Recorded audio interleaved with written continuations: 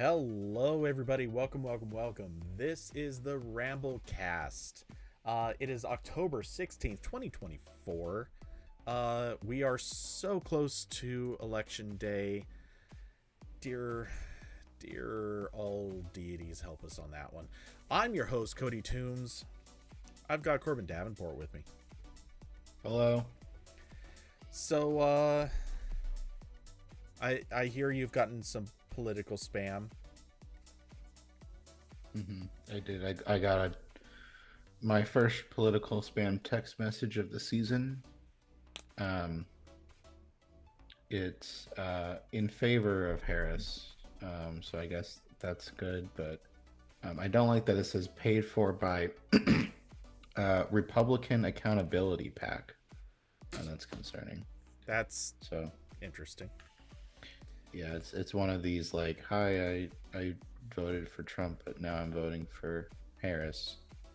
Like, okay, all right, sure.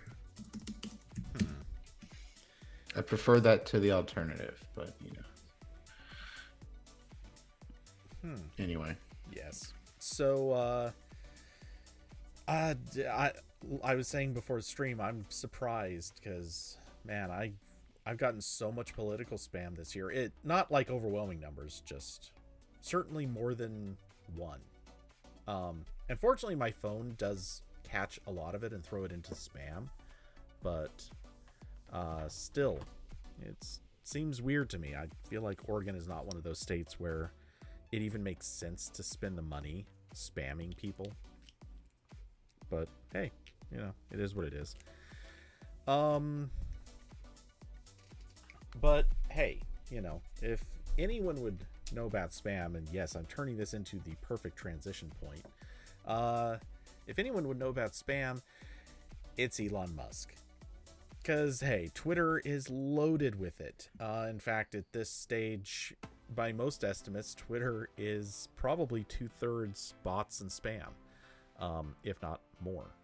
So, yeah. But that's not what we're going to make fun of right this minute. Instead, we're going to make fun of the fact that the DMA, for those that don't recall, this is one of the organizations in the EU that basically they well, I don't even want to try to explain it, because in a weird way I feel like I don't even know entirely what their obligations are. But basically their job is to sort of control the larger digital market entities. So think Facebook, Google, Apple, basically any of the major tech companies.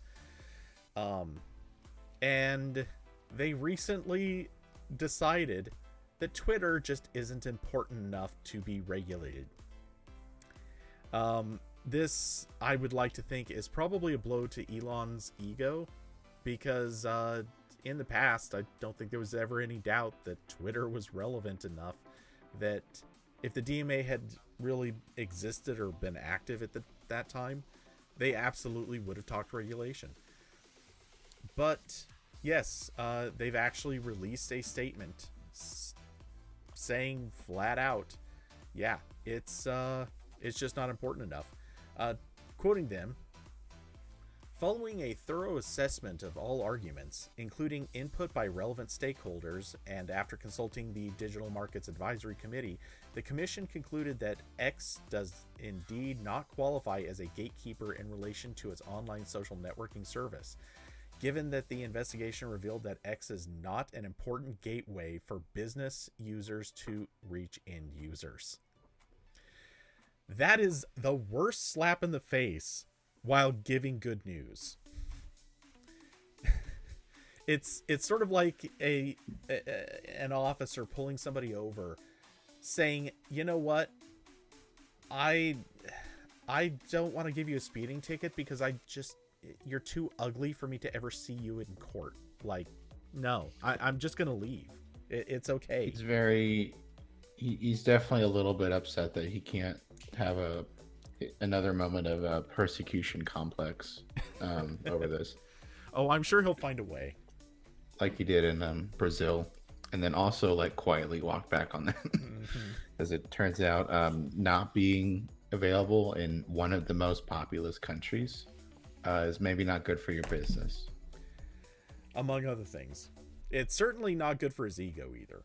But I actually don't know how many people live in Brazil. I know it's I know it's a lot. Most populated countries. It's got to be in the top 10, right? I think it is. Okay, it's number 7. Number Yeah. 7 with population of 203 million. That is So a lot of less, people. yeah, about 110 million less than the U.S. But yes, a lot of people. Good for them. Yeah, good for Brazil for having people. Great job, guys. Keep it up. So yeah, anyway, there's not really much more to say on this. It's just one of those wonderful moments in history where we get to mock the ridiculousness of a $46 billion purchase that turned out to be a massive boondoggle. But hey, good for you, Elon. You're the smartest boy on the bus. All right. Also, hey Carson, hey Austin, welcome. Happy to have you guys here. So, we're gonna jump to some Google news largely because this is also some pretty short stuff. First up, a bit of a follow-up. Nothing actually really has happened, but keep your eyes open on Friday, because there will possibly be a ruling on whether or not Google is obligated to quote-unquote crack open the Play Store. They are going to be appealing, and Judge Donato will potentially rule that day. This Verge comment kind of makes it sound that way, but I think in reality it might not come the same day. Regardless, that's when Google will be making its argument for why it basically needs a injunction on the case. That way they can file an appeal. Or I guess, sorry, it's not an injunction, it's an emergency stay. But regardless, that's pretty much the update. Moving to the next thing. Android 15 has now reached Pixel phones. We did it. Yep. I am now going to list all of the exciting new features that came with Android 15 that are important here. And our next topic, Google, yes, I'm totally going with that transition. Our next topic is Corbin, this one's for you. uBlock Origin. Yeah, so Google has started to turn off uBlock Origin in Chrome. I don't know if it's still on the Chrome Web Store or not, but it's being turned off, so whether or not it's still there won't be relevant for much longer. This is just the final stages of the Manifest v3 transition, which I wrote about. I'll go find that link. But basically, Google has been working on the new standard for Chrome extensions, which is marginally worse for certain types of ad blockers like this and other use cases. And now that the current standard has been around for like a year or so, and there were earlier versions of it, they're finally gonna turn off the switches and start turning off Manifest v3 extensions, the ones that have not been updated yet. And one of those was uBlock Origin, because it was just too difficult to port to the newer version, because it would have had to switch to Chrome's sort of built-in content blocking scheme, which is less flexible than uBlock Origins, and they would have had to maintain like two very different systems for this, which isn't ideal. So there's my article I wrote about it a while ago. But the Verge did give a statement to, or Google did give a statement to The Verge where they said over 93% of quote actively maintained quote extensions in the Chrome Web Store are using Manifest v3, and then they list all the content blocker extensions that are updated.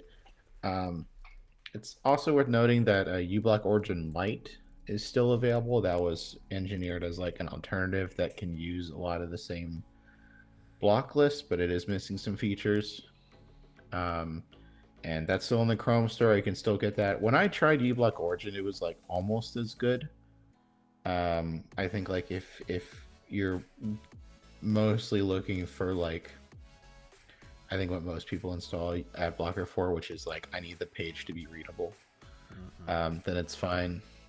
In terms of like actual like security, like blocking more types of tracking scripts and that kind of thing, the full extension is still better, but it's mostly fine. But yeah, this will probably be the most the most visible removal with the transition to Manifest v3, because I don't know how many other high profile extensions are still on too. So I mean, according to Google, basically none of them, and I would imagine a lot of those are sort of like smaller scale extensions that just don't really make sense to keep maintaining. So yeah. So I will say that to some extent I kind of wonder if this is going to really bite Google in the butt, because look, fact of the matter is, no matter how anyone wants to spin it, there are certain sites cough cough that are pretty abusive with their ads. I mean, you and I certainly from time to time visit sites that are notorious for having CPU usage skyrocket, RAM usage that registers sometimes gigabytes for a single tab, all due to ads. We can say Fandom Wiki, Cody. I think we can all talk about that. Oh, see, I yeah, that's exactly what I was thinking of. Well, that and the space bar. That's true. I have 7 floating ads on there right now, and you have to like push them all out of the way with your mouse, like it's a pile of papers on your desk. Yeah, well, that's what you have to do in order to get to the auto playing video ads. Right. With sound. Yeah. There's also 3 of them. Carson, let's be honest. They are not as bad as certain sites that we all visit. And what the funny thing about this uBlock Origin that's affecting me is every other web browser is having a field day with this on social media. Like I saw like Brave browser was in like the Verge reporters Twitter replies being like, hey, we're here, and everyone's doing that. Every social media manager for those browsers think they're hot shit right now, which has been good for you. It's been great for me, because what's been happening is that in a lot of those replies, people are replying with either my don't use Brave browser or my don't use Opera articles, depending on the context. And then those have also got reposted a lot, because we're all talking about like switching browsers right now. And I've seen a couple posts of them get like hundreds of retweets on Twitter or boosts on Mastodon. So my site has got a pretty good traffic boost recently, which is cool. I got some new email subscribers, got some more Mastodon followers. Um, Funny enough, actually also making a decent amount of ads, ad money. So that's good. Google AdSense says I made $8 yesterday, which is pretty cool. That's about like half of what I get in a month usually. So that's always good. Because it does cost money to host the website, if you can believe it. In 2024, you pay money to host a website. Wow. Yeah. Yeah, free WordPress is that bad. Oh man, I feel like we could spend a lot of time talking about WordPress today. We're not going to, but yeah. Wow. It's still rapidly evolving. They're going into thunderous collapse at this stage. Look, if it weren't for Twitter, I would point to WordPress as being the like living example of a CEO absolutely crashing a massive platform. But I mean, again, Twitter. Yeah, if Twitter didn't exist, this would be the example of our decade. Yeah, and if we didn't have more stuff to talk about today, I think we could all just sit here and think of cool names for the inevitable WordPress fork. I'm sure we could put our brains together and come up with some really good suggestions. Also try to think about who will run the fork, which tech company will start up. I mean, wouldn't it be no, actually that I was about to yeah, I think it's either to me, no, they're actually involved in this, so no, it wouldn't be them. Yeah, it's either gonna be like a known tech company, or they're gonna pull a LibreOffice and just make a new like nonprofit and try to make that work. Yeah, which it worked for LibreOffice. So when OpenOffice was blowing up, so yeah, they're doing pretty good. Austin, yes, I was actually going to joke that it would be Tumblr. Then it's like, wait, no, Automatic owns Tumblr. That actually doesn't work. No, it doesn't. Okay, so Carson, the extreme TLDR is the CEO of WordPress, and this is kind of going back maybe more than I need to for you, but the CEO of WordPress got mad at a company called WP Engine because they're not contributing to WordPress, or not appreciably contributing to WordPress. So the CEO has basically started talking trash. That led to WP Engine basically suing them for various things. And the CEO then proceeded to put a checkbox. They've done a few things, but they put a checkbox. Carson, yeah, that's one of the problems that he cited. Is a lot of people think WP Engine is actually like an official thing under WordPress, as opposed to a separate company that happens to use WordPress. Anyway, since then, the WordPress CEO had a checkbox added to the login for WordPress, where basically people have to claim that they have no affiliation with WP Engine. He has been very dodgy about whether or not this is just like a symbolic checkbox, or if there's actually potential legal recourse, if the answers are being recorded, if there's any sort of like penalties if someone logs in quote unquote dishonestly. So that's led to problems. There have been now issues where people who have connections with some of WP Engine through like client work or anything like that, a lot of those people don't know if they're allowed to log in. And then plugins are not being updated.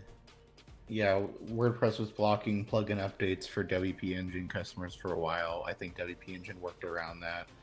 Most recently, WordPress has started like taking over WP Yes. Engine's plugins and sort of like taking over and maintaining them, which is very funny because this whole thing like was about WP Engine sounding like a WordPress product, and then also WP Engine allegedly not contributing anything. Like he was obviously talking about financial contributions, like he wants money, Well, but financial and open source contributions.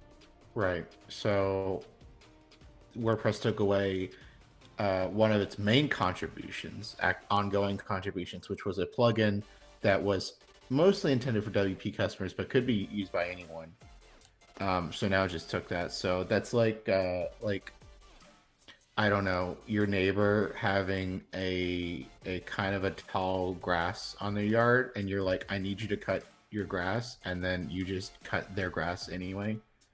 Like it's just very bizarre, and also kind of like doesn't really happen. Like this, the user, the like OS equivalent of this is like Apple taking over the, I don't YouTube, like Google's YouTube app on iPhone and just running it as the Apple YouTube app. Like it's very bizarre and shouldn't happen, and it's not good. Yeah. So Plus, there is potential. Unsurprisingly, there is potential legal issues with the fact that WordPress has now done that. So yeah, this is just turning into the craziest, weirdest story going on with the pettiest CEO. Somehow he's actually making Elon Musk briefly look like a relatively stable person. I wouldn't go there. That's a I mean, we're talking about the guy who just showed off like how great his robot humanoids are, and then it turns out none of them were robots. Yeah, It's just remote controls. yeah. And a lot of people still ate it up. So yeah, the WordPress thing will be fun. Everyone think of cool names and keep them in your head. And once we figure out who's taking over WordPress, you can submit your ideas to them. Yes. And in the meantime, as an excuse to circle us back, I am gonna have to find possibly a new browser to use when I'm doing work, because I'm pretty sure I'm gonna need the full uBlock for work. Also, this should also affect Microsoft Edge and every other Chromium browser, this is the downstream effect of every browser switching to Chromium, is that Google can make a decision, and and every other Chromium browser will follow it, depending on how much more work they want to create for themselves. So I know, like Vivaldi, at least for the short term, keeping Manifest v2 alive is probably not that difficult. I'm sure down the line it'll get harder, but it's not, because Google itself is adding, they have a like flag for IT admins that's like keep it alive for another year, because a lot of companies have internal extension tools. But basically every other browser uses the Chrome Web Store for installing extensions. They don't have their own repository. So as Google starts to take those off the public Chrome store, it doesn't really matter if, Vivaldi, for example, is keeping the V2 version alive, or the V2 code enabled. So I know like Vivaldi is distributed. I know it's more of a pain, believe me. We've all used other means of distributed plugins, but at least that is still an option. So if somebody wanted to, they could, from a GitHub repo or something, you could just install the plugin that way and just update it manually. Yeah, I think Brave is doing some like alternate install thing. Again, don't use Brave, but like that's what they're doing. I don't know if Vivaldi is doing that. I know they're they're sort of focusing on like their own built-in content blocker thing that like makes extensions on top a little bit less necessary. Um, and this does not affect Firefox whatsoever. Um, they're not phasing out Manifest v2 yet, and in fact, they're supporting Manifest v3 with the API that Google took out in 3 for that, uBlock Origin and other extensions are using. So we'll see if that creates issues for them later. But that's what they've decided to do, and it seems like they're gonna get some positive attention for it in the meantime. Indeed. So, yeah, I guess moving on. Yep. Okay. Well, so I guess speaking of positive attention, yeah, that's not really translate. I honestly don't know what to say about this one. It's the Intel AMD story, and I'm going to let you just take that one because I have not read anything about this one. Yeah, so Intel and AMD have announced a x86 ecosystem advisory group, which is a new club they formed for Intel and AMD and a bunch of other big tech companies. So Dell is in here, Google, HP, Lenovo, Microsoft, Oracle, Boo, a couple others. And basically the goal here is they claim to make x86 a little bit more standardized, a little bit more predictable between Intel's chips and AMD's chips. And they'll work together a little bit better on changes to that architecture, to the instruction set. And they also talk about the intended outcomes include enhancing customer choice and compatibility across hardware and software, while accelerating their ability to benefit from new cutting-edge features, and simplifying architectural guidelines to enhance software consistency and standardized interfaces across x86 offerings from Intel and AMD. And then there's a bunch of quotes in here from big tech CEOs who are like, yeah, we use x86. Yeah. So I thought this was very funny because this would not happen if ARM was like a little bit what was not competition right now. And I not even necessarily that like the ARM architecture today is a threat to Intel and AMD. But what happens in the next year or two? Where I will say, I did not expect PC manufacturers to get as on board with Qualcomm Snapdragon laptops as they have. I was expecting this would be like a slow burn, like they're going to try a couple models, like what happened the last time that Snapdragon made a push on laptops with Windows 10 on ARM. I think that was, I want to say 2018 maybe, I'm not sure. 2017, 2018. But there were a ton of them between like CES and IFA. A bunch of companies have updated their laptops to have like either Intel or Snapdragon options. Or some of them are even like, I think I saw a few that are sold in like Intel, AMD, and Snapdragon configurations, and a couple models are only Snapdragon. Like all of Microsoft's consumer Surface lineup is now Snapdragon, or like the Surface. I think the base. I don't know if it's the base Surface or the Surface Pro, but one of the Surfaces is Snapdragon. The Surface laptop is Snapdragon. So there's a big, and even though like I don't think I'd want to use one of those right now because Windows on Snapdragon is still very iffy with the software compatibility.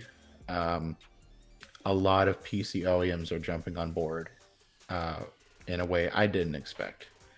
So what happens to that next year? What happens when, perhaps more importantly, if you remember from, I think it was last year, this was reported. Reuters said that AMD and Nvidia were working on desktop ARM chips. So what happens when those come out? Because like I'm gonna guess an Nvidia made ARM chip is probably gonna be sick on a desktop or a gaming laptop. I don't know. With their GPU expertise. So I'm very interested in what happens there, and I think Intel and AMD are looking at this and going, "Oh, we actually have to do stuff now. Yeah. We have to do stuff. We can't keep pretending that like the other company like doesn't really exist, even though we effectively share control of this hardware platform." Because like x86 is so weird, where Intel has like the patents and legal rights to the 32-bit part, but AMD holds the patents and ownership of like the 64-bit extension to x86. So they have to cross-license each other, and then this is like a mutual destruction scenario here, where if one of them decides to end the licensing, you just can't make a modern x86 chip anymore. Because Intel's 64-bit extension was Itanium, which everyone hated and didn't work. So now they're in this weird position where they're like half owning x86, and it's just looking less attractive compared to ARM. And the also another thing that stood out to me about this is worded in a way that is very focused on Intel and AMD working together. No one else is allowed to work on like all of these like other companies in the advisory group. They're just like, they're like coming at it from the perspective of like they build the operating systems for x86 and the hardware and stuff. No one is talking about like licensing x86 anymore. And then you go look at ARM, which is licensing to I don't even know, like Samsung. They make the Exynos chips. We got Qualcomm, Apple, Nvidia, because they make the Switch chip and like the Shield. A bunch of others. Supposedly Nvidia is working on new ones. AMD, who? MediaTek. Yeah. So like, there's just so much more. I guess I don't know what the right word is. Like a bigger ecosystem around ARM right now, and it's moving that way. And this doesn't seem like it's gonna be enough. Yeah. This feels like a dying gasps kind of thing, but it's too early to call that a dying gasp. Like, it's not like in 5 years there aren't going to be any more x86 chips sold or in use. Like, it's still going to be around. Truthfully, I'd be shocked if we don't, even 10 years from now, I'd be shocked if x86 is actually out of use, or at least out of new sales. I definitely think the reports of x86's death are greatly exaggerated. It's still going to be on a ton of desktops where like compatibility matters more than power efficiency or whatever else. It's going to be on some servers for forever. Like even like I think like every architecture we think of as like failed like has found a weird niche somewhere. Like yes, go listen to Tech Tales. Yeah, like HP kept going on those Itanium servers for so long. Granted, I think that was like we paid for the Itanium, we were going to use the Itanium, but they did do it for a while. IBM is still making Power PC chips. Like they're just called like Power now, and it's only on servers and like weird workstations, but like that still exists. Well, and for a very long time, Power PC was a big part of gaming consoles. Yeah, and like embedded stuff. Like I think there's a few Mars rovers that were Power PC. So like x86 is not going to like completely die. Like probably in my lifetime, honestly. Like it's gonna shift and probably be on fewer consumer devices. I would Well, the see. question I don't mark know. isn't going to be will it die? It's going to be will anyone still be able to buy uh consumer level hardware Right. in the Like next I can't in go to like Best 8 to Buy. 10 years? Will Right. anyone be able to walk into a store and buy a computer or even just buy the components to build an x86 based PC? And I have a feeling 5 years it'll still be there, no question. We will still be buying x86 computers. Maybe we won't actively be doing it, but you'll be able to do it in 5 years. I think in 10 years it becomes a much bigger question mark, and at that point it might only be in servers, it might only be in like hardware that's on a factory floor or stuff like that. I don't know where it'll be at that stage, but we'll see. Yeah. So it's interesting. And I even if like x86 licensing did open up, I don't know who would do it. Who's making x86 chips? Um, if you know, global politics were different, I could see like a couple of Chinese companies maybe trying making some interesting designs, but I don't think they would be allowed to do that. Right. Probably not. uh I don't know that they wouldn't be allowed to, but I could see them. The thing is, I'd more than likely just see them not wanting to. As long as they can make ARM, I think that it probably benefits them more to do that with ARM than it would with x86. And that being said, I'm not sure how much they care about licensing. So for internal production, I don't know that they even bother licensing it. I think they just use it. But I don't know. Yeah. Yeah. So x86 is still trying. We'll see how that goes. I'm sure it'll be a total mess. But speaking of total messes, thank you for that handy transition. The Internet Archive is still down. Yep.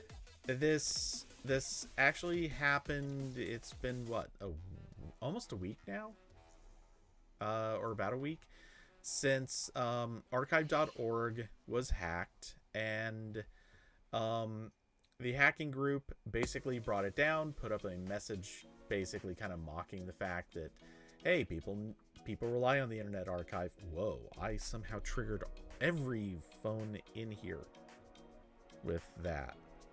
Not sure why. But all of the sites, the Internet Archive is down, and it pretty much, the hacking group is mocking the fact that they got in there and that people do rely on archive.org. So yeah, that sucks. Yes, I was trying to write an article today, and I needed a Internet Archive Wayback Machine page, and I could not load it. So I'm going to finish that article tomorrow, hopefully. Yeah, and to me, this is obviously how critical archive.org could be debated, but this is one of those things that, to me, this is sort of about as tasteless as if a hacking group were to break into a hospital and prevent the hospital from doing business. Like, the hospital malware attacks are on a similar level of like, okay, that's not. Yeah, no. There's some things you don't mess with, because this killing anyone? Probably not. But it's that same level of like, you're taking down something that is just genuinely a good thing.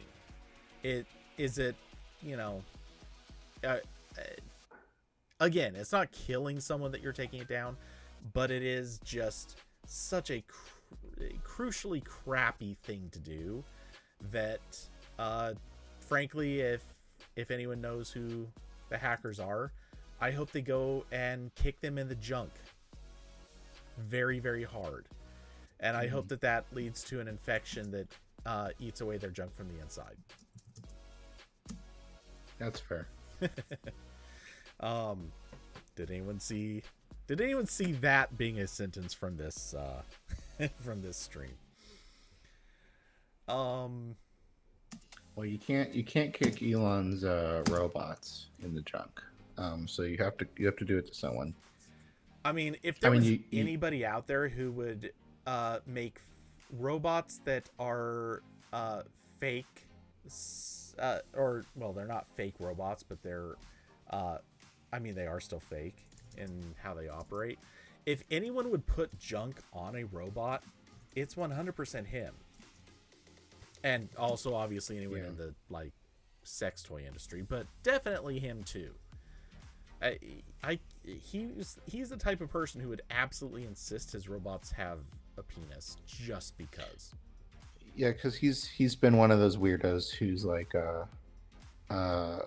well, I was gonna say he's one of those weirdos that's very vocal about supposed declining birth rates.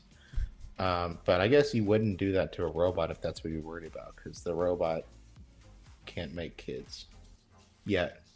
We got to worry about that. Don't let him do that.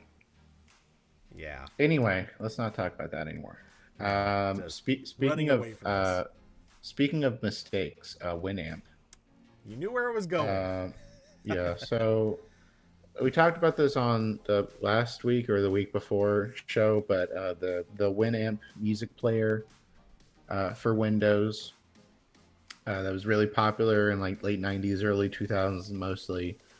And it's got a couple updates, minor updates over the past 10 years. The company who owns it now is building like a larger platform with the Winamp name that's not really related to it.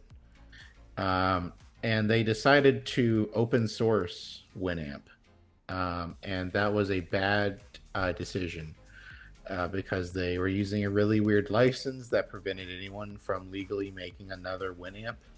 So you cannot fork this and then make Corbin's Winamp or just Corbin's music player and distribute that as an app. That would be against their license. And they also accidentally included a lot of closed source components in the open source release, like the source code to things that were never open source. Like Shoutcast. Yeah, and then they delete it, but like that's not how Git works. That's still like in the commit logs and then everything else, and then all the forks that people, copied. So the Register published today, the owners of Winamp have just deleted their entire repo 1 month after uploading the source code to GitHub. Lots of source code, and quite possibly not all of it is theirs. The deletion happened soon after the Register inquired about the seeming inclusion of Shoutcast DNAS code and some Microsoft and Intel codecs. So, yeah, there's a lot of things in there that they probably didn't own. And like their initial press release about this was like, oh, a lot of people still use the classic Winamp, so we want to make it open source, so there's like more work on it. But because people weren't allowed to like make an offshoot project, it kind of just sounded like they wanted developers to do like free work for them. Yeah. In a way that like can only ever benefit Winamp, or the company that owns it now is called Llama Group, because they're very funny. So that code is gone now. I will say, I guess it's kind of cool from like a historical perspective, I guess, that the source code got out, because Winamp is kind of an important, not super important, but like it's a notable part of computer history, and so are like the closed source parts of it. So I'm kind of looking at this as like a chaotic good version of like Microsoft releasing the source code for like MS-DOS 3. It's like, yeah, that's good. That was an important part of computers, and now the code is out there forever, and people can look at it. But this one, you can look, but don't touch. Don't. Yeah. If you make Corbin's Winamp, um, some lawyers might get upset at you. Yeah, that being said, um look, I think back to I okay, I don't remember what episode it was. Go back and find when we originally talked about this, and um I basically talked about the original developer of Winamp, who went on to, of course, build Shoutcast and um, a lot of other projects. I want to say also LimeWire. Might have that wrong. Anyway, um, yeah, that guy, he's got to be laughing so hard about all of this stuff because he was so anti-corporate. It was crazy. Um, he went on to develop a lot of things, working corporate jobs that were basically contributing to the downfall of the companies that were hiring him. So, kudos to him. And I'm sure he is just loving every second of this because these guys are looking like absolute buffoons with the way that they're handling this whole thing. Um, so that being said, in a small way, I'm kind of sad to see that they're doing this because it's going to make it a little bit harder for that source code to be universally accessible and also have any sort of path to further development. But I don't know, maybe they'll attempt again, and when they do, maybe they'll be smart about it and just be like, you know what, we have it, it's not doing us any good, so let's just open it up to everyone. Hopefully they will see the light and try this again, but try it the right way. That's all I can really say about it. Hopefully. Yeah. I have nothing else. Okay, good. So, well, speaking of, you know what? There's no transition to this. So we're actually flying through the topics. The last thing that I have on here is we're going to talk about Kindles. And there's actually a few things to talk about, but yeah, the things are happening in the e-ink space, and that doesn't happen often. Yeah, so Amazon updated basically all of its Kindles. The big thing here is the new Kindle Color Soft, which is the first color e-ink Kindle.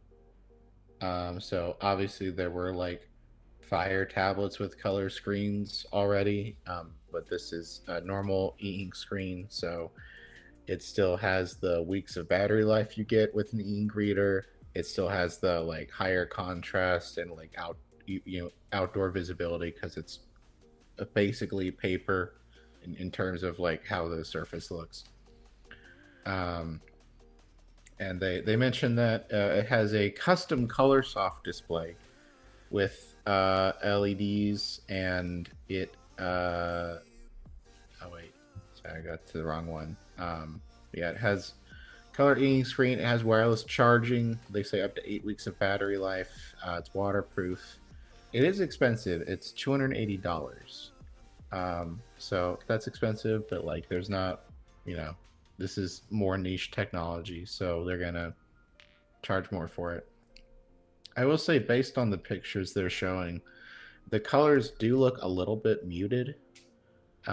You can tell they're on some of these product shots. I don't know if that's just sorry, the maybe the colors in the stock photos looking a little bit weird, or if they're just being honest with the screen being muted, because I know this has been an issue with other color ink panels. Is that the colors are a little bit more like washed out and muted compared to what you would get on a normal LCD or an OLED screen.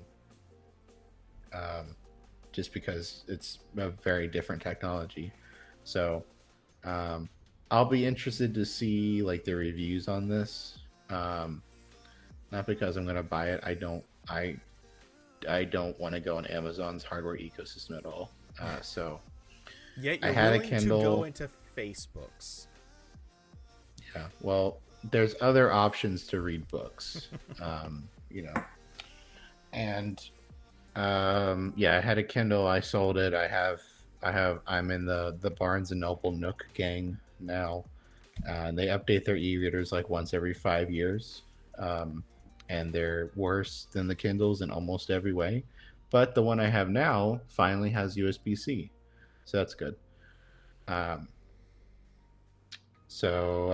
yeah, so that's the color one, and there's also they updated the Kindle Scribe, which is the stylus one, um, and that has I forgot what exactly they did here. Do, do, do, do, 300 pixel per inch text. They talk about some software updates for it. There's a new Kindle Paperwhite, um, which is supposedly a lot more snappy and responsive. They put a better chip in it. And if you don't know anything about Kindle, the Paperwhite is like their main black and white one.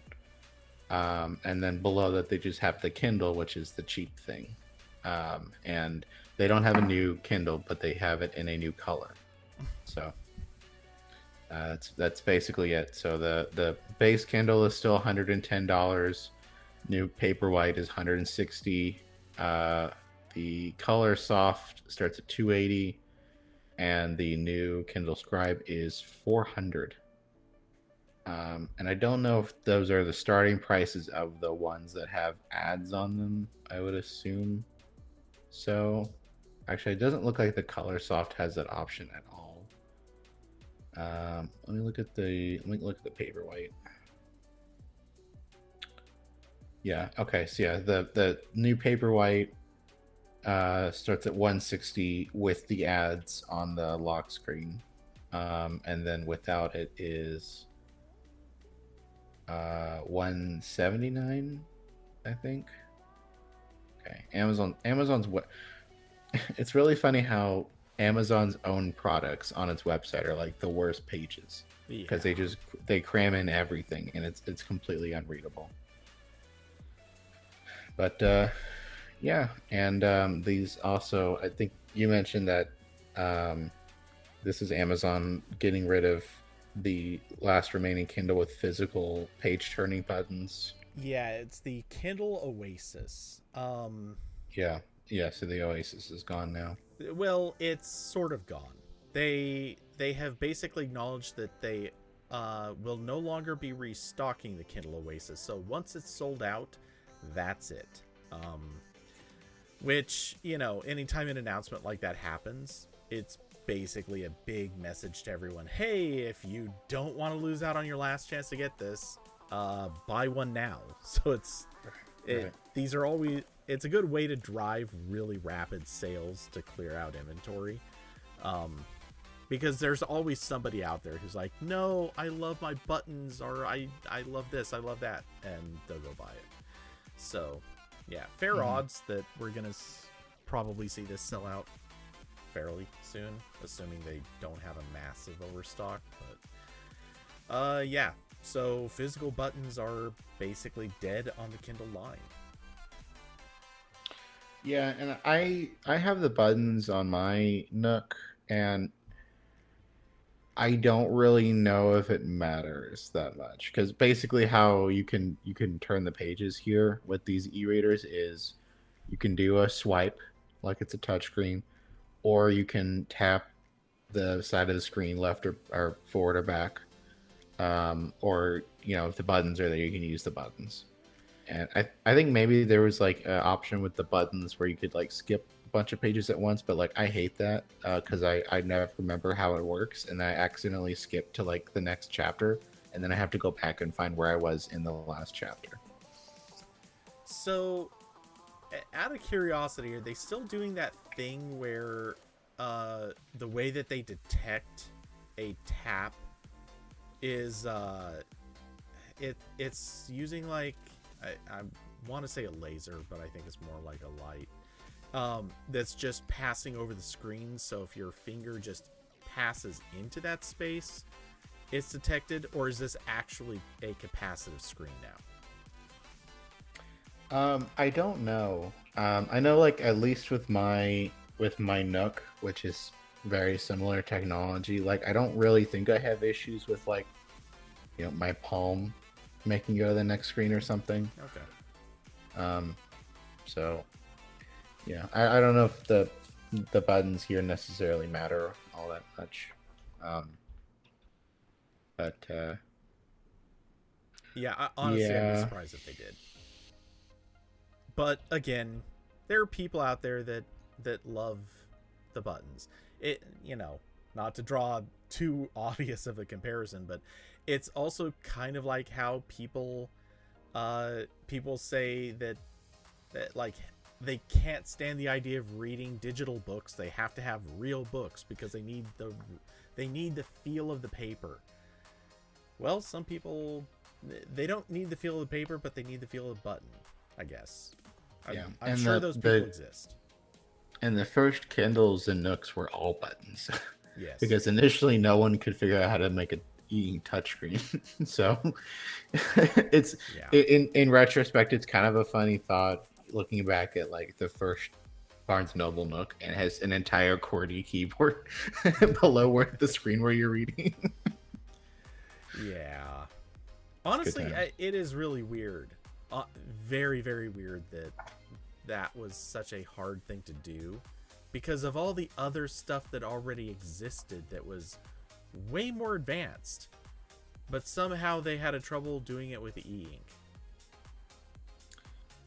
Yeah, because that was also like after, like, we had so many options for capacitive touchscreens at that point. Like Yeah. the Nintendo DS was like 10 years old, but well, not 10. I don't know. It depends. The DS was like 2004, Well, and I don't know when the first e-ink reader showed up. I think it was like '06 or '07, maybe.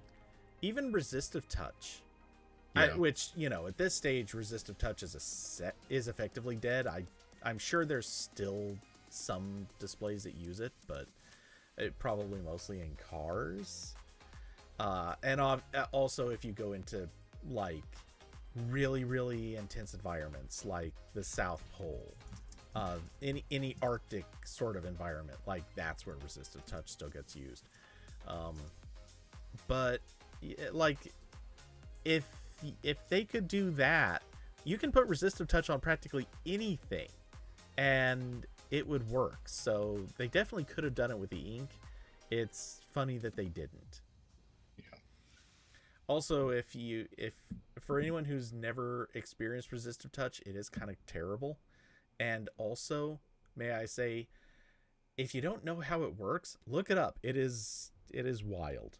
It's an interesting and really creative solution to early touchscreens. Yeah. I'm mostly just upset because the Kindle is a very like well designed uh like hardware, and the software is very good. But I don't want to use Amazon stuff. Yeah. That's because I when I moved back from Kindle to Nook 5 years ago, maybe, I did miss a lot. Like I like there's no I think there was a I think there's a very basic web browser on the Kindle, which was always nice when I just like wanted to read a news article that was really long on the e-ink screen. And Amazon still has a thing where you can, like, it gives you an email address and you can like send a book to that email address and it'll show up in your cloud library on that. There's some cool integrations there with like Humble Bundle. Like I'd buy a book on Humble and it would like send it to my email, so it would just show up on the Kindle. Barnes and Noble like doesn't really care all that much about Nook anymore, so I probably should have got a Kobo instead, but that's okay. Yeah. Well. I don't have my current Nook is in the other room, but I do still have my Glow Light Plus, my big boy. This is like I think this is 8 inches, I think. This is their bigger one, which I'm not using as much anymore because it's micro USB. They made a micro USB e-reader in like 2019. Hey, at least it wasn't mini. Yeah, it's got buttons though, so suck it, Kindle owners. Also, the other one does. So, yeah, honestly, as far as I'm aware, I don't think I have anything in my entire house that has e-ink, and for the most part, I'm not sure I have ever actually. I don't know that I've ever held a Kindle. For what it's worth, as I'm thinking back, I'm not sure I've ever actually seen a Kindle. Mm-hmm. I feel like that can't be true, but I also can't remember a single instance in my life of sorry. I have seen Kindles in stores. I've seen display models sitting out in like a Fred Meyer or yeah, they're Walmart. at like Target and Best Buy, and yeah. Well, I don't have a Target anywhere near me. The nearest Best Buy is pretty far away too, and while I'm sure they've had Kindles, I'm not sure I've ever seen a display model out when I was there. But I know for a fact I've seen one at a Fred Meyer, which nobody has anywhere outside of like Oregon, and I think a few in Washington. So if anyone's heard the name Fred Meyer, you think of it as a jewelry store. But when I hear it, I think of basically Walmart before we had Walmarts here. Anyway, yeah, I've basically hardly ever seen Kindles. That's sort of funny to me now. Bezos is listening to this going, what? This can't be. Not allowed. He's furious. See, this is why I was banned from Twitch. I believe it. It's now proven. Known fact. Put it in the wiki. So yeah, anyway, I don't know that there's a lot else to say on this. Nope. I have nothing. So on that point, actually, we're just a little over an hour in, and I think we're out of topics. Anything you feel like talking about?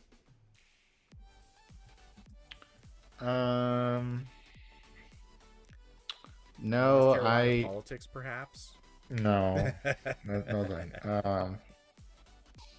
no, I don't have a lot going on right now. Just been busy with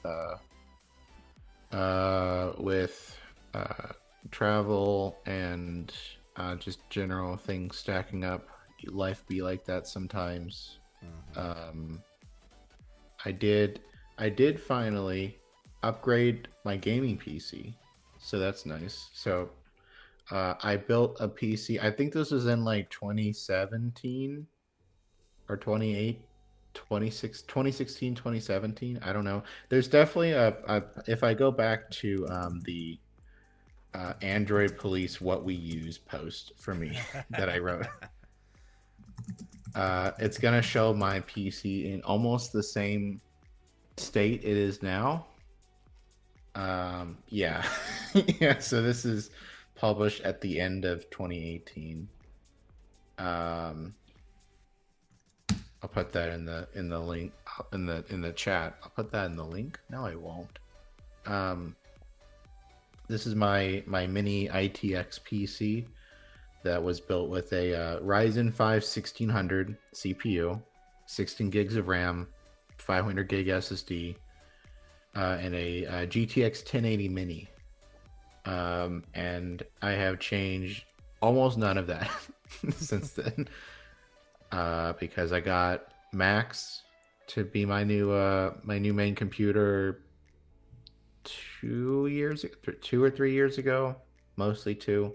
It was a while. So the gaming PC is now delegated to mostly just playing games, and when I occasionally need to test something in real Windows as opposed to, the ARM Windows that works differently or whatever. But it's been getting old. So I swapped in a Ryzen 5600X, I believe, which is several generations newer. And I forgot to do a Geekbench before, unfortunately. So I just have like my Geekbench 5 score from whenever I got my Mac Mini to compare. And now there's Geekbench 6. So I don't have a direct comparison, but it is faster. I can tell. And I did do a fresh Windows install. And what's great is that I installed Windows 11 without any of the hacks to make it work on incompatible hardware. So, nice. Not at risk of my PC suddenly turning into a brick if Microsoft decides one day to just make those hacks stop working, which they have to a limited extent already. There was some like extremely old PCs you could install the initial version of Windows 11 on, and then they required some like later x86 instruction, so those don't work anymore. So now I have a fully supported. It's got the TPMs, it's got the x86s, all that fun stuff. So yeah, that's what I did yesterday, and I didn't fuck up putting the new CPU in, so that's good. Sure you didn't. We're gonna go with that. It's fine. I also have my I have my old CPU, which has all the crusty cooling bits on it, the thermal paste. Yeah, which you could clean off if you had rubbing alcohol. I could, yeah. But there it is. So I'll probably just keep this. I don't think it's worth anything. Probably not. Yeah. I mean, you fine to have as a backup. I think I can still put it in. That is a question. I don't know. I did update my motherboard. Craigslist and someone out there would want it, but I did update my motherboard a few times, and I think that did like remove compatibility with like the generation before this, I think, or something like that. But I think that one should still work. I love that such a thing is needed. Possible. Yeah, well, that's the alternative to. I think it worked, so I don't know if it's necessarily dropping support, but that's kind of the result of AMD using the same socket for like a decade. Is like the compatibility on the edges gets a little bit weird. Versus Intel is like every time there's a new generation, they're like, okay, new socket, you got to buy a new motherboard. Sucks to suck. Yeah, Intel is doing they're both companies are kind of doing a bad thing. Well, yeah, I don't know. They're both doing a bad thing, but with maybe good intentions. And completely opposite of each other. But hey, it is what it is.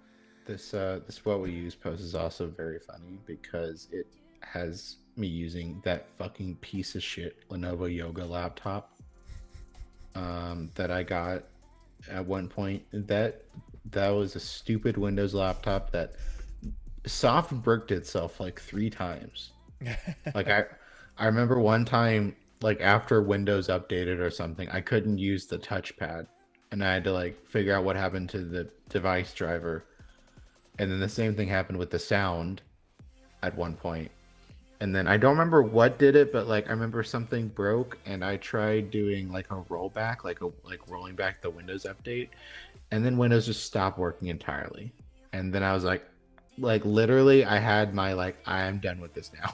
So I reinstalled Windows and put that laptop on eBay, and I bought the Linux version of the XPS 13, and I used that for a couple of years, and that was still not like great, but it was a lot better. That didn't randomly break, despite it being Linux, because Linux just stays broken.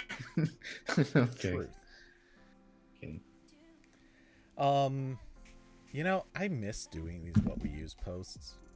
Yeah, I did an updated version of this on my site, but it's more boring now because it's just like, what is a recent Apple product? Yeah.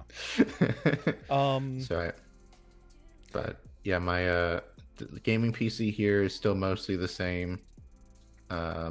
Camera's still the same. I'm still using that Sony Alpha. It's fine. I don't need to upgrade that ever.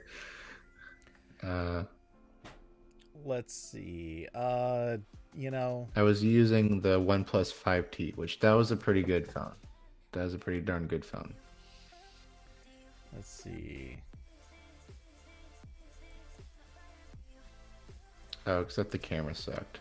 That's right. That's the one that was really bad, like peak OnePlus, like watercolor camera pictures. So that got rough.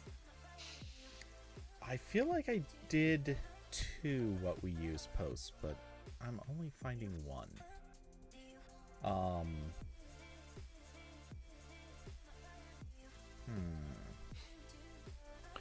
I also just noticed, unrelated, but in my Mac OS dock, there's a question mark, and I was like, oh, what happened? And it's Adobe updated Photoshop, and they still do the thing where they like install a new app file with like the new year in it, and then delete the old one. So the Photoshop icon I had in my dock is gone. Yeah, I hated that they did that. That was so bad. Yeah, I have Photoshop 2025 now, so I'm living in the future. So yeah, I'm looking through the what we use posts, and as far as I can tell, I can't find another one that I did. So maybe it really was just the one. And the one that I did, oh yeah, that was 2014, so 10 years ago. Let's see, get onto the right. It's about due for a reboot. Oh yeah. So let's see, it would have been my first MacBook Pro. Well, okay, phones. I was using the Note 4, the HTC One, the original HTC One, the Nexus 5, and Nexus 4. Tablets, I had a stack of them that I was using for testing. I was using the G Watch, the LG G Watch, and the Moto 360. Oh shit, the Tegra Note. I completely forgot that existed. Oh yeah. I completely forgot NVIDIA tried to make a tablet. Well, they succeeded, and it was actually a decent tablet. Just yeah. It had a lot of problems, not least of which was the soft touch rubber that degraded really fast. Oh yeah. It got sticky anytime and nasty really quick. Yeah, and anytime I think I was like cleaning up stuff, and I grabbed my Nexus 5 out of a drawer. I was like, ew. It's like, oh no, it's happening. Yeah, I really hate touching a lot of those old phones. Yeah, I had my 2009 MacBook Pro, which stayed in service way too long, because that was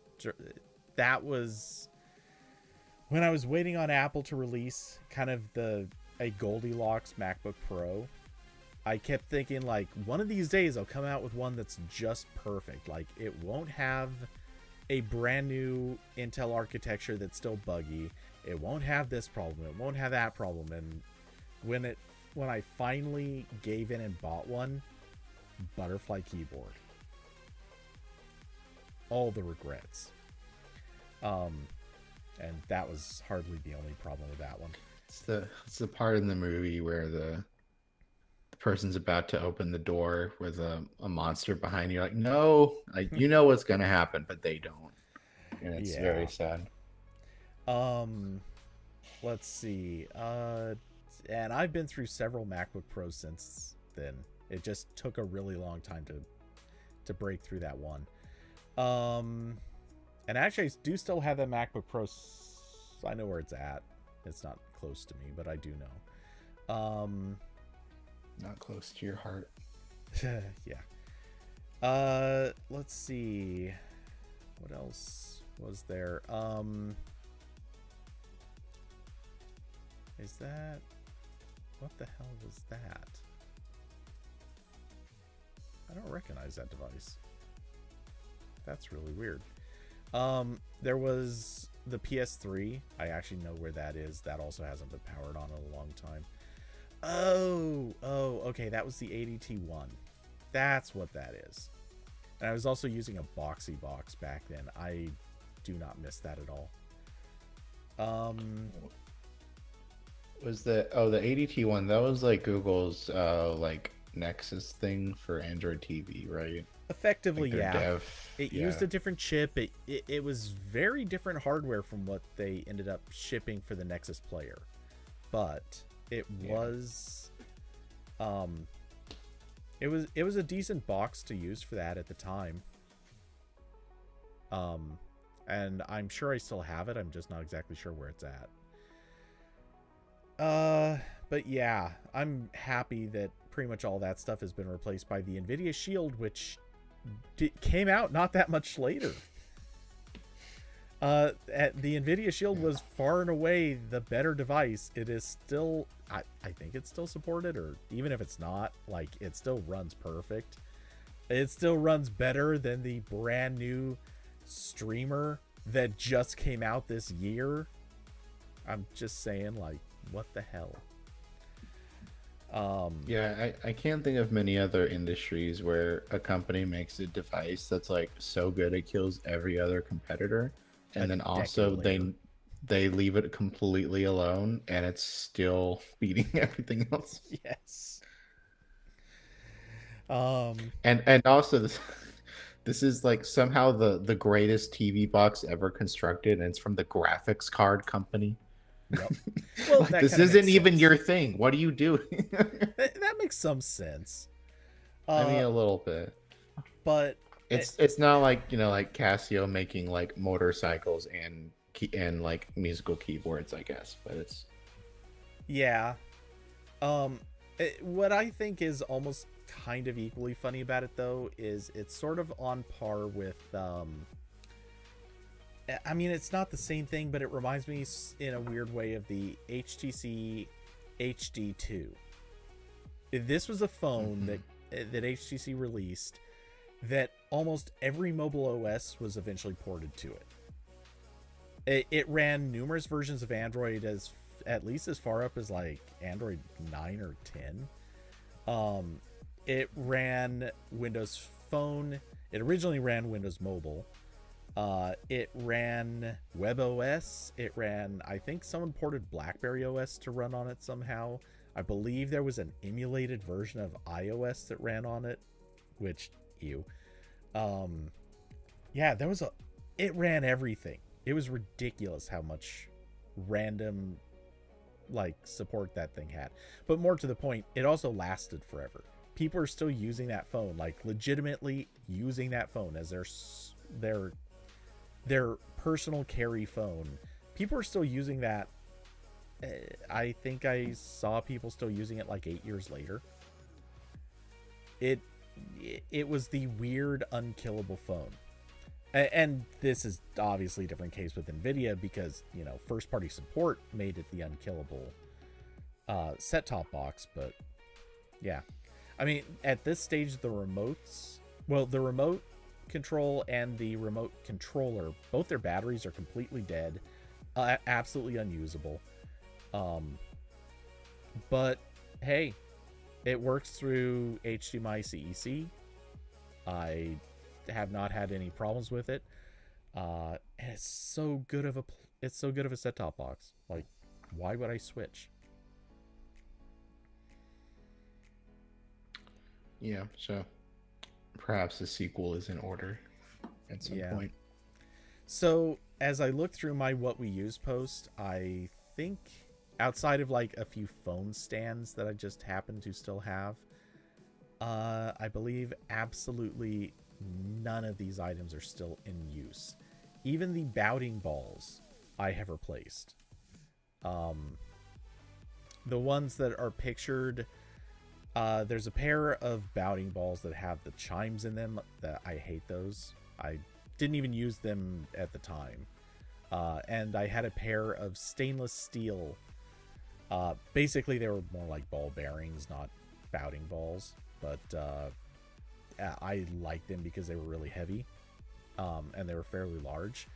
These days, I'm using a pair of actual stone balls. That's not going to get clipped. Not a chance. The things we say on the internet and regret, even as we are saying them. But yeah, I have a pair of stone balls that's what I use. I'd like them to be a little heavier and maybe a little greater in size. But yeah, aside from that, they're pretty good. I would still be using the stainless steel balls, but they leave a metal smell on your hands, and I don't like that. So, plus, I believe these started rusting.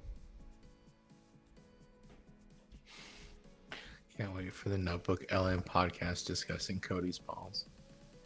Yeah, I mean, I think yeah. Cody's balls is a good place to end it. Yes, it really is. I'd like to get food. You can't honestly, like, that is peak RambleCast right there. Cody is peaking. No, I had to. It was right there. Okay. Anyway, so Corbin, any pitch? Any plugs? No. Okay. Well, for me, I will be back this weekend. You know the routine. There will be gaming. At least this weekend, because of review things that I need to work on later in the day, I am definitely still going to do a morning stream for the gaming, and then spend the rest of the day working. But let's see. That's pretty much the plan. Saturday and Sunday, gaming at 9 a.m. to noonish Pacific time, and I will be back next week for the RambleCast. Corbin is unavoidably unavailable, so it will be a solo act next week, and then hopefully we'll have him back the following week and forever or more or something. I don't know. But yeah, that's about it. Thank you all for coming by, hanging out, being in the chat room. And let's see, if you'd like to support the channel, there are links down below to Cash App, Streamlabs, and Patreon. And huge thanks to Austin Carson, David Diablo, and Curvy Mermaid for being supporters of the channel. Y'all are awesome. And with that, I hope you all have an excellent rest of your week, and I'll see you on the next one. Good night, everybody. Bye.